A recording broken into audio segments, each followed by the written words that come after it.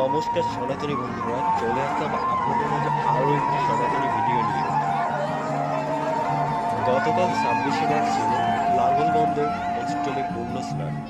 এদিন হাজার হাজার পুণ্যার্থী পুণ্য অর্জনের উদ্দেশ্যে নারায়ণগঞ্জ জেলার বন্দরে লাঙ্গলবন্দ নামক স্থানে এসেছিল।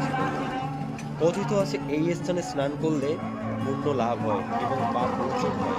এজন্য এই দিন প্রচুর তীর্থযাত্রীরা এখানে এসেছে তাদের পাপ মোচন এবং পুণ্য অর্জনের উদ্দেশ্যে। স্নান উপলক্ষে এখানে অনেক বড় একটি মেলার আয়োজন করা হয়েছে। এখানে প্রচুর দেবদেবীর মূর্তি আছে। মানুষ এখানে মোমবাতি জ্বালে তাদের মনের ইচ্ছা পূরণ করার জন্য।